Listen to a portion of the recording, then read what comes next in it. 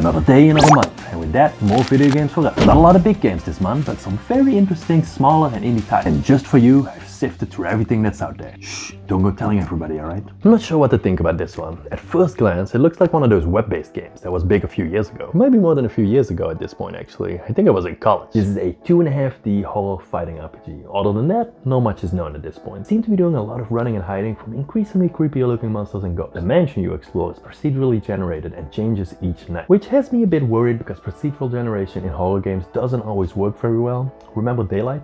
Still, this has definitely piqued my interest and reminds me a bit of those old clock tower games where you're trying to escape from the guy with the scissors. You know who I'm talking about. Even the movement and combat seems a bit stiff like in those games. But let's see how it plays. I'm excited for this one. Remember Crypt of the Necrodancer and Cadence of Hyrule? This is their grown-up brother, but not from the same mother, if you get what I'm saying. It's developed by a different team. That's what I'm saying. There's fast-paced fighting against lots of robots in a futuristic, cyberpunk-looking setting, all to a great beat. Unlike Crypt of the Necrodancer, you're not on a grid, but you're moving around freely. There's leveling, skill unlocks, and lots of different types of weapons that all seem to play different. And of course, like any good rhythm game, a beat combo counter. Also, the trailer shows some epic-looking boss fights. This is one to keep your eyes on. The first of many Metroidvanias on the list. But what makes this one special, according to the blurb, is that you become the creatures you kill. You mimic them and their powers and use it to overcome other enemies, platforming challenges and puzzles. Along with this cool hook, the premise of the game sounds interesting too. We uncover the secrets of a fallen civilization and rebuild a city, and in doing so uncover our own mysterious origins. This may be something to tide us over while we wait for the long anticipated Hollow Knight Silk Song. Although, that game is probably just a pipe dream at this point, along with Half-Life 3 and Silent Hill. There's a demo available right now if you want to check it out. This looks amazing and I'm gonna be picking it up day one, regardless of review scores. You're gonna regret that. Here's what we know. It's a tactical survival game with turn-based fights and social mechanics. Here's what I like to imagine what we get. None of this is confirmed, by the way. A fully functioning prison complete with guards, routines, roll calls, raids, etc. Rival gangs and alliances that you need to do jobs for / befriend to get items. All of this is combined with a deep turn-based fighting system with an overarching goal of escaping the space prison. Is that too much to ask? It's not very clear from the trailer what exactly we're going to be getting, but I'm intrigued. I was never a huge fan of the Power Rangers, not like some of the kids I grew up with. But if the Power Rangers had a bit more Turbo Kid, I would have been hooked. Tell me this doesn't look amazing. This will be the second day one pickup for me. This 90s inspired Metroidvania promises a lot of pixel gore, upgradable abilities, BMX traversal that looks really good, complete with flips and 360s, and just lots and lots of cool ass kicking. On top of that, it has an amazing 90s inspired soundtrack. I can't play it here, but just go listen to the trailer on YouTube. I'll wait. This game was actually on Kickstarter with a request for $50,000, but completed with $180,000, so there's lots more people out there that want this game. This game just looks amazing and I really can't wait. I love watching trailers for games, or movies for that matter. It just gets me so excited and full of hope to think of what a game could be. Sometimes it may be good, sometimes it may be shit. This one, Europa, is another such game. First of all, the graphics look amazing. Look at this trailer. I think there's some real Studio Ghibli inspiration going on here. There haven't been many games with a more appealing art style in recent memory. This game isn't going to be for everyone, however. It describes itself as a peaceful game of exploration, adventure and meditation. A walking simulator, if you will. Look at those graphics though. On the terraformed moon Europa, the one from Jupiter, you are an android named Z looking for answers and to discover the secret of the last human alive. Platforming, cool environmental puzzling and jetpacking. It sounds intriguing and I'm there for it. Plus, there's also a demo you can check out.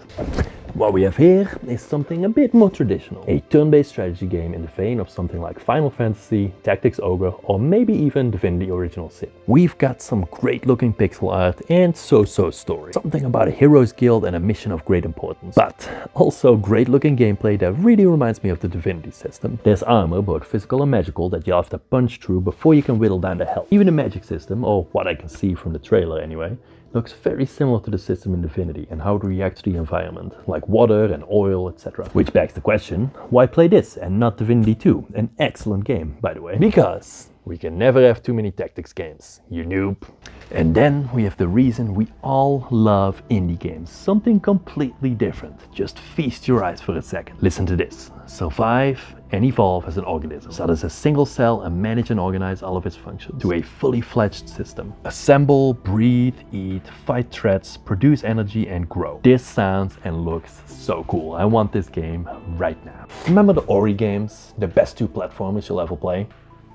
Yeah, go play them. The creators of those games are coming out with a new game, but other than the graphical style, which looks absolutely amazing, by the way, this game is absolutely nothing like the Ori games. It reminds me of Diablo if it had a baby with one of the Trine quadruplets and a dash of Elden Ring. We see our hero slashing, dashing and fighting from an isometric viewpoint.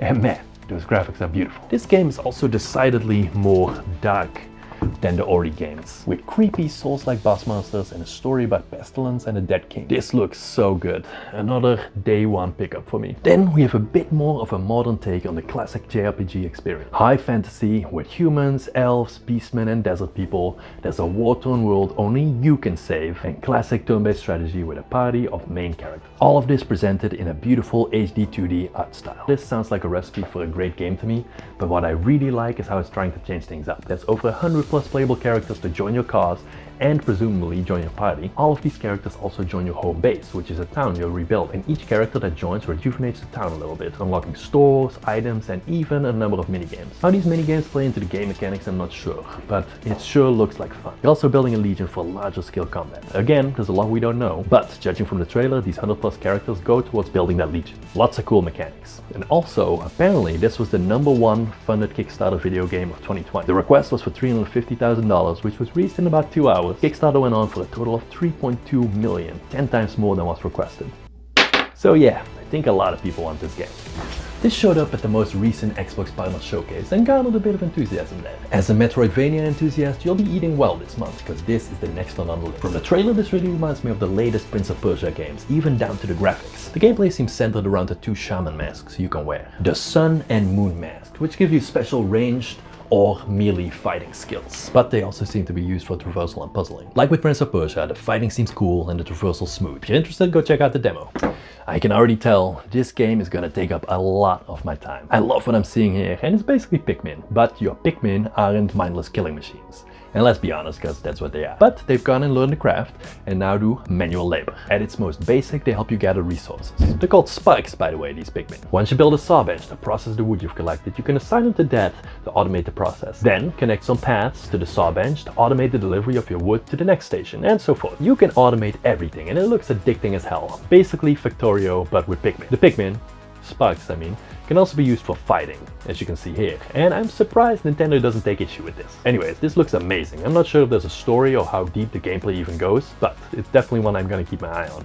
I talked about another Crab's Treasure in my upcoming 2024 games list as one of the games I'm excited about. This game is going to be a super charming Souls-like, where you play a crab trying to get back his repossessed shell. Collect over 60 shells, all with different abilities for fighting and traversing the world. Souls-like boss battles, a fun story with quirky characters, and a super cute little crab that just wants its house back. What's not to like? This is apparently a pretty well regarded series that I know absolutely nothing about. It's a classic party turn-based RPG game, and it's standalone, so newcomers like me are welcome. What piqued my interest is 1, it's Square Enix, the king of RPGs, and 2, it boasts the whole make your own story pretty heavily. Apparently the story changes a lot according to your choices and actions. If it's done well, this could be very interesting. Other than that, there's some pretty cool flashy looking traditional turn-based combat, nice 3D looking graphics, and 17 unique worlds you can travel to. And it has to be said, some of these sound pretty interesting, like a world ruled by 5 witches, or one ruled by vampires. Since it's Square, I'm assuming it's gonna be a full-priced game, or at least $49.99, so I'll be waiting for some reviews before picking this up. 3 more games for this month,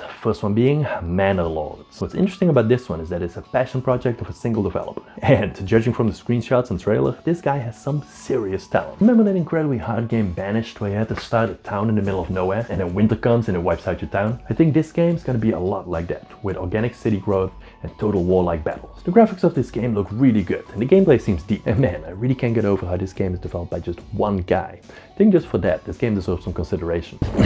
I played the old Lunar Lander a bit as a kid, but it was mostly before even my time, and I missed the craze. But even from the little bit I played, I remember how much fun this game was. The floaty physics-based flying mechanics, trying to get your little lunar lander perfectly above the landing zone. It was deceptively hard, or maybe that was just my poor lunar landing skills as a kid. Lunar Lander Beyond expands on this premise with missions, planets with different ecospheres, dangers, and of course, enemies. All with the same style of floaty physics. It looks like there's some cool escape levels too, complete with lava bubbling up, reminiscent to some of the levels in Ori. I didn't see much in the way of landings, but hopefully there's some of that too. There's no price yet, but I'm hoping it'll be a budget title, and I'll be picking it up day one. And lastly, for the month of April, we have Sandland, one of the last games that Akira Toriyama worked on before he sadly passed away earlier this month. As this is a Bandai Namco game, I can't show much in the way of a trailer, because they copyright claim everything. But this game looks super cool.